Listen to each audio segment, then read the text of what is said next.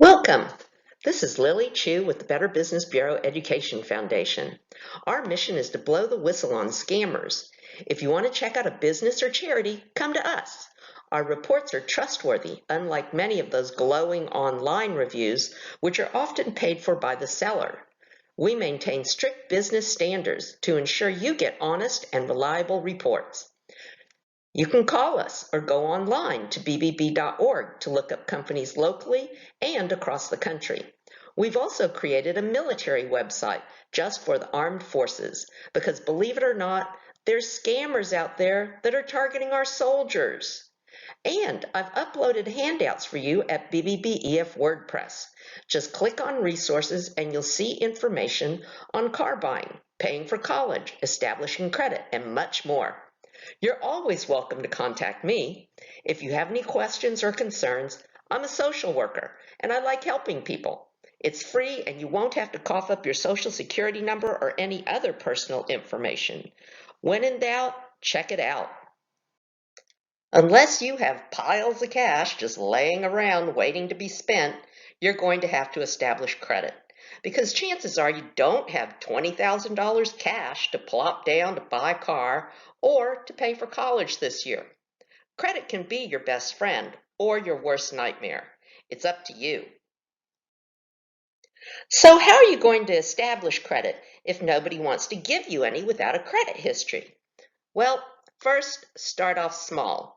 Get one credit card with a fairly low credit limit, anywhere between $250 and $500.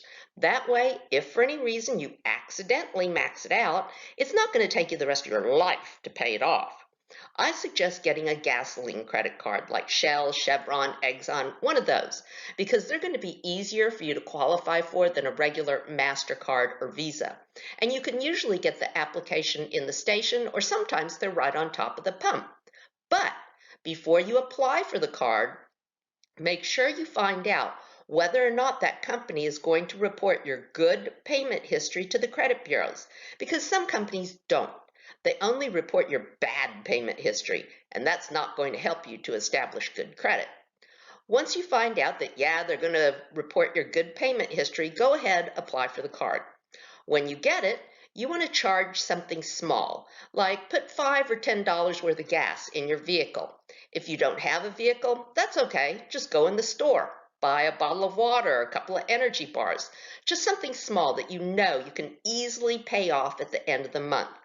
Then when you get the bill, pay it off in full on time.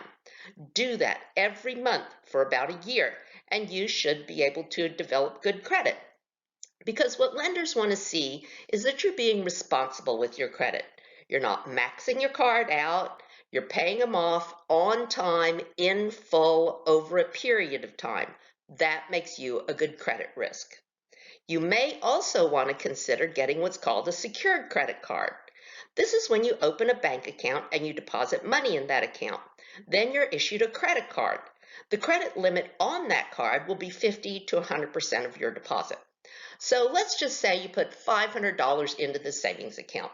You get a credit card, the credit limit's going to be anywhere between $250 and $500. Now, every month that you're charging on the card, that credit card company is not going to be pulling money out of your account to pay your bill. No, that $500 just sits in your account as security. That's why they're called secured credit cards. But be aware though, secured credit cards will usually come with an annual fee. This is something you're going to pay once a year just for the privilege of carrying that card in your wallet. They will also come with very high interest rates. So just like the gas card, what you want to do is charge something small, pay it off in full on time. Do that every month for a year, and that secured card should roll over into being an unsecured card, which will then free up the money out of that savings account. Now, if your parents have good credit, you can ask them if they would be willing to add you onto their credit cards as an authorized user. They don't even have to give you a card. Of course, it would be nice, but they don't even have to give you a card for you to piggyback on their good credit. So if they do have good credit, ask them to put you on as an authorized user. That way you can kind of jumpstart your credit a bit. And if you are really, really, really responsible, you may ask them if they would be willing to co-sign on a credit card or a loan for you. But be aware, when they co-sign on that credit card or that loan, it's not just going on your credit report. It's also going on your co-signer's credit report.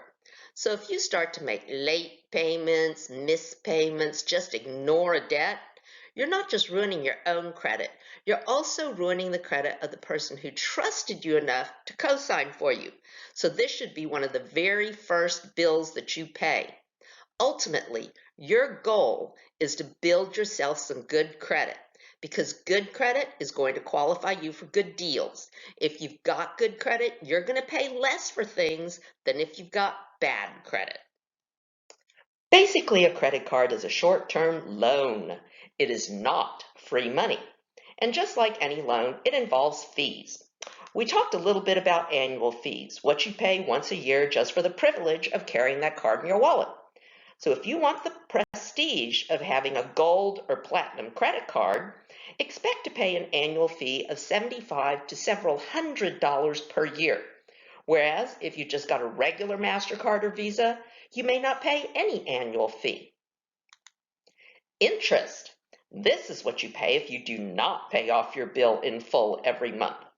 Most credit card companies these days will give you the option of either paying the full amount of your bill or what's called a minimum payment, which is usually 2.5% of your balance. So if you've charged $1,000, your minimum payment would be $25. Of course, you can send in more than $25, but that's the least you can pay to buy yourself another 28 to 30 days, at which point you'll be sent another bill with the option of either paying the full amount, including the interest fee they've now slapped onto it, or the minimum payment again. While this may sound easy and convenient, it's also very costly, since the interest just makes whatever you bought more expensive. It's always best to pay off your bills in full each month. Obviously, if you make your payments late, they'll slap you with a late fee. Some companies will charge you a late fee if your payment isn't in their office by a certain time, like 8 a.m. on the due date. Even though their mail doesn't get delivered until 10, if it's not there at 8, it's late. Make sure you know what your due date is, even down to the minute. There are other transaction fees as well. Some credit card companies will send you checks in the mail, which they say you can use for anything.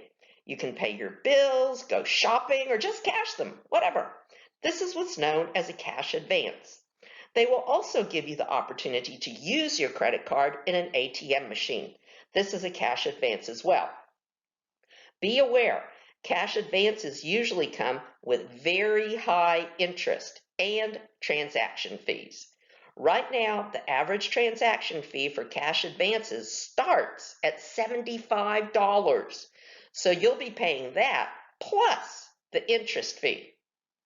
A balance transfer is when you use one credit card to pay off another one. These also come with transaction fees and interest. Before you even think about doing a balance transfer, make sure to figure out the total cost of moving that balance, because with all the fees, it could actually be cheaper just to leave your balance where it is. Making minimum payments using cash advances and transferring balances really only benefits the credit card companies, because every penny you pay in interest and fees just lines their pockets and hurts you by adding to the cost of the items you charged. Would you go out and buy something with a sign that says, "Pay 20% more than retail"? Well, that's what you're doing every time you pay interest and fees. Lastly, always read the fine print. As I've said before, companies make fine print little and tiny for a reason. They don't want you to read it. Why? Because that's where they hide all the bad news. So if you read nothing else at all, make sure you read that little tiny fine print. But you don't listen to me. You go max out your credit card buying a $1,000 laptop. Well, next month the bill comes in, and it's $1,000. But you don't have an extra grand just laying around to pay it off. So you look in the little minimum payment window and it says 25 bucks. Easy, you can do that. Well, if that credit card company is charging you 18% interest, which is not super high, it's not super low, but not super high, and you only ever make the minimum payment, how long do you think it's going to take you to pay off that laptop? Yep, almost 13 years. And you'll pay $1,115 in interest. So let's just say you're 17 years old today. Do you really think by the time you're 30, you're still going to have that laptop? Doubtful. But you'll still be paying for it, and you will have over doubled the cost of a laptop that you don't even have anymore. So please don't fall into that minimum payment trap. A few tips. Shop around for the card that best suits your personal needs. If you know that you'll only be using your credit card for emergencies, which will probably be pretty costly, you want to make sure to find a card with the lowest possible interest rate, because chances are you're not going to be able to pay it off in 1 month. And take it slow. Test drive credit. Get one credit card with a fairly low credit limit. Use it and pay it off for at least a year before you even think about getting another one. And if you see any warning signs like you're only ever able to make the minimum payment, you cannot afford to pay off your bill in full every month, or you're always using one credit card to pay off another one, those are big fat red flags. They're saying danger. You need to quit using those credit cards immediately. Put them in a locked drawer, cut them up. I even heard of one person who threw them in a Ziploc baggie, filled it with water, and froze it. Whatever it takes, you got to stop using those cards, because the more you charge on them, the deeper in debt you're going to get, and the harder it's going to be for you to get out. Carefully managed, good credit can qualify you for great deals, and you can be on Easy Street. Or you can sign up for a bunch of credit cards, charge like crazy, and become a slave to your debt. The choice is up to you. Credit can be your best friend or your worst nightmare. Choose wisely.